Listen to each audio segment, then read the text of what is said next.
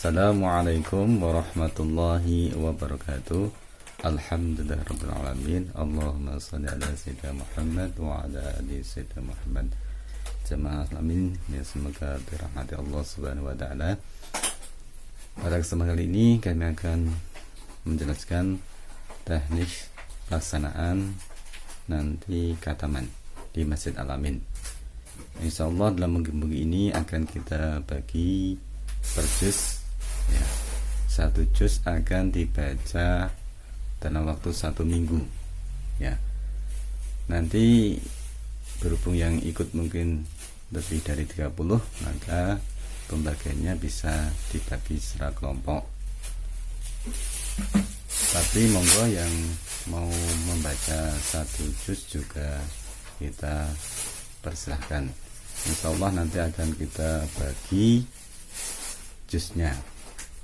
Kemudian untuk teknis pelaksanaan khatamannya ini bisa disimak dalam video ini yang akan disampaikan oleh Sayyid Muhammad bin Alwi Al-Hadan. Silakan disimak video yang satu ini. Alhamdulillah, salatu wassalamu ala Rasulullah Sayyidina Muhammad bin Abdullah wa ala alihi wa sahbihi man walah wa la hawla wa la quwwata illa billah. Wa ba'd. Ketika kita membaca Al-Quran sampai khatam, ada beberapa hal yang perlu diperhatikan. Yang pertama adalah kita perlu tahu bahwasanya apabila kita mengkhatamkan Al-Quran, maka disunnahkan untuk kita membuat seperti majelis begitu. Jangan mengkhatamkan sendiri.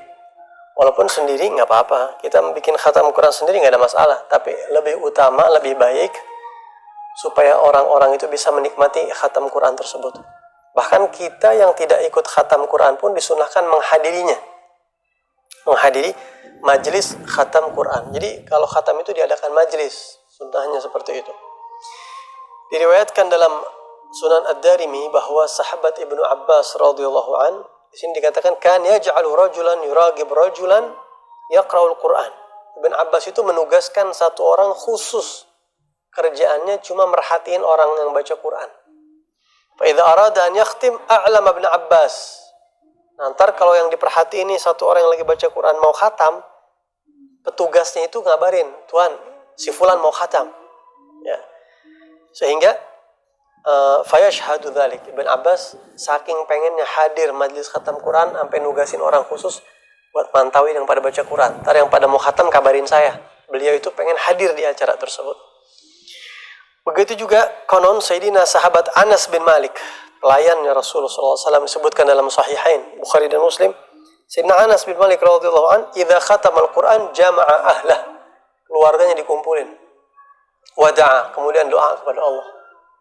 Ya. Kenapa kita bikin majlis, undang orang, keluarga kalau perlu suruh hadir, ataupun orang-orang lain? Kenapa? Karena di saat majlis khatam Quran itu rahmat Allah turun dan doa mustajab. Yang punya hajat itu di situ disampaikan. Gitu ya.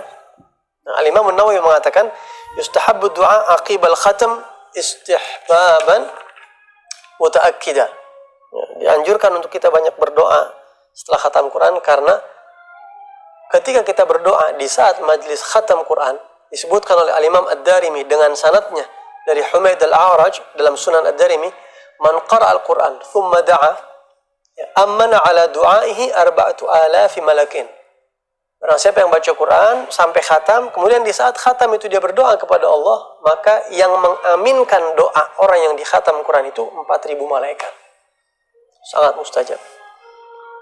Dan hendaknya kita di situ manfaatkan untuk berdoa untuk kebaikan kita, kebaikan keluarga, bangsa dan negara, umat Islam di seluruh dunia. Jangan sampai kita lupakan mereka untuk berdoa di sana. Jadi jangan disia-siakan. Sayang kalau kita khatam Quran kemudian kita tidak memanfaatkan majelis ini. Khatam Quran. Ada orang yang khatam Quran terus begitu aja udah selesai, begitu aja. Sayang, padahal di situ ada kesempatan-kesempatan besar. Selain itu, kita diajarkan oleh para ulama kalau kita mau mengkhatamkan Al-Quran,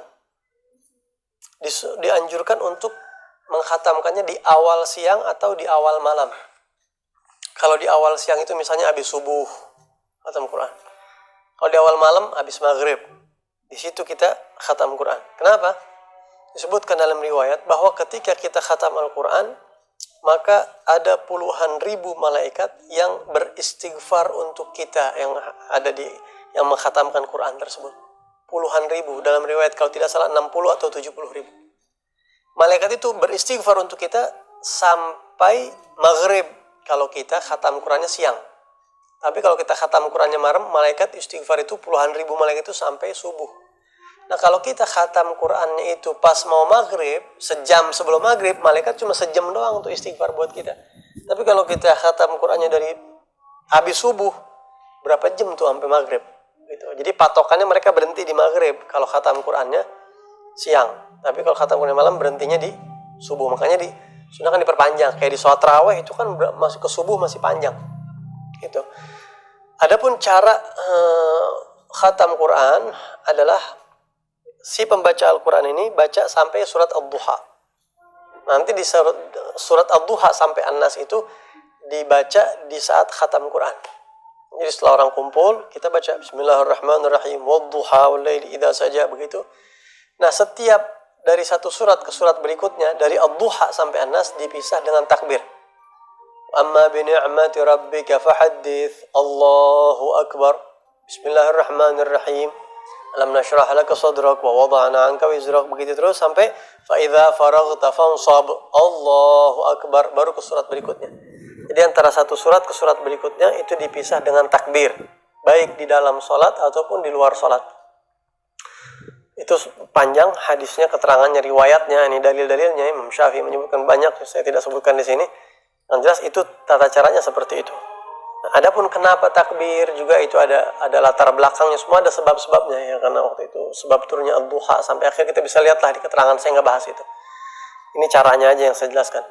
Kemudian ketika sampai di surat Al-Ikhlas, Qul huwallahu ahad, Al-Habib Abdullah bin Al-Haddad mengatakan hendaknya dibaca 4 kali. Jadi yang lain semua sekali-sekali itu, Ad-Duha, Alam Nashrah, semua sekali-sekali, begitu sampai Al-Ikhlas, Qul huwallahu ahad 4 kali.